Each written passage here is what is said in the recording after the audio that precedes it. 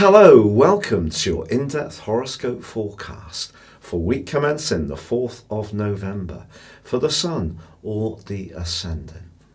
If you've yet to subscribe to my channel, I'd be honoured if you did so now. Please click or tap on the bell notification symbol. This week sees three groupings of energies. There's still the Sun and Mercury, which is tracking backwards in the sign of Scorpio, which is about transformations. We also have Venus and Jupiter in the much more expansive and optimistic Sagittarius. And finally, Saturn and Pluto in the much more orthodox Capricorn. Now, of course, all these influences are going to be interacting with one another. In fact, on the first day, the Sun in Scorpio forges a right angle with the Moon in Aquarius. If there is a situation that you're involved with where there does seem to be an awful lot of politics swirling around, some of it may not be particularly obvious, but you can pick a sense of it up through the prism of Scorpio's energy, which helps us to really sense what's going on beneath the surface. And of course, with Mercury retracing its steps, if we are trying to collaborate or cooperate with anyone who's withholding information, not paying us money that's due, or there are glitches and problems that we don't seem to have any direct control over, then that can be frustrating. But actually, this is a week where Mars and Pluto, so Mars in Libra, is actually still in its right angle with Pluto for pretty well the whole of the week. So it's one of those weeks, if we get so frustrated that we try to push the pace and really drive a solution through, rather than stay much more self-contained, it actually probably could be counterproductive. Because in the second half of this week, ironically, Mars forges a brilliant angle to Jupiter.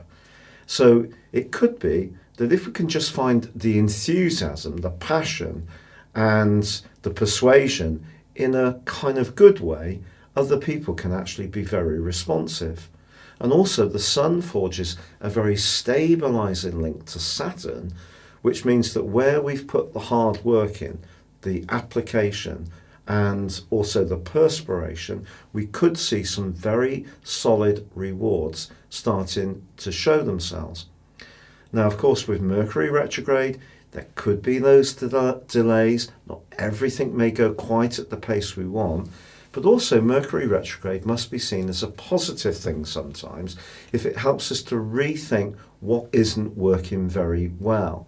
So that could be an option this week. So if there is a relationship, even with a financial institution where you don't really feel you're getting the best deal, change it. That could be a positive thing you can do with Mercury retrograde.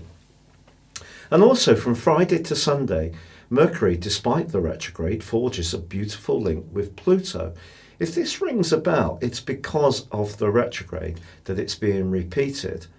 But this helps us to penetrate to the core of what's really useful.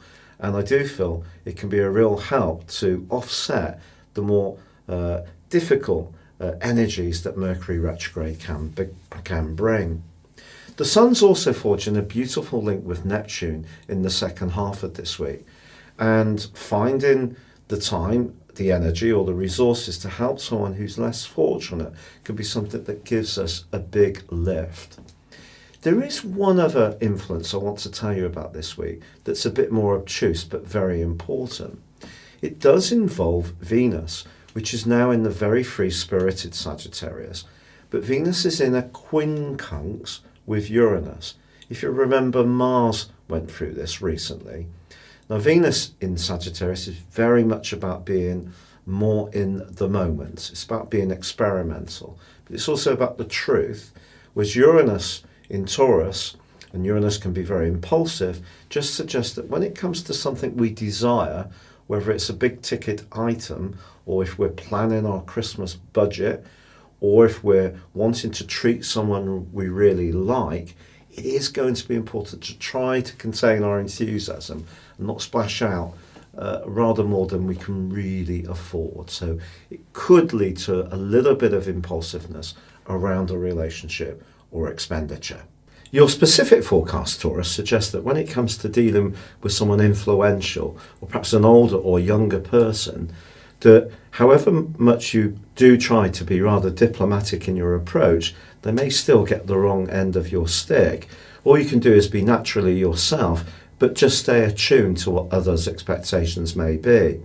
Despite this, from Tuesday through till Saturday, the Sun in your sector of relating forges a gorgeous angle to Saturn. If there is somebody you're getting on really well with, perhaps it's in the early stages of this romance, there could be a sense that things can grow in a very steady, step-by-step way, which gives you a real sense of confidence. It is true that Uranus in your sign is giving you a push to be much more individualistic. And that is in a tense angle to Venus all this week, your ruler.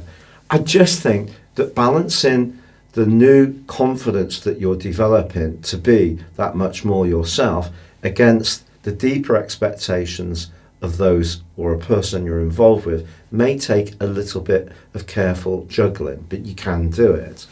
In fact, Mars is forging a brilliant link to Jupiter in the second half of this week, which can really give you a huge burst of extra physical energy. And if there is something that you want to reform in your world, you could surprise yourself even with the level of self-confidence that you show. Also with the Sun in a beautiful angle with Neptune from midweek, someone who shares your imagination or your values, particularly about the environment and things like that, could be a person you really connect with in a lovely and very pleasing way. Thank you so much for joining me for your video. If you'd like to know what 2020 would hold for you beyond your zodiac sign, based on your time, date and place of birth, please see the link beneath this video. If you order your forecast now, you can get 30% off and the rest of 2019 free. But for now, good luck and goodbye.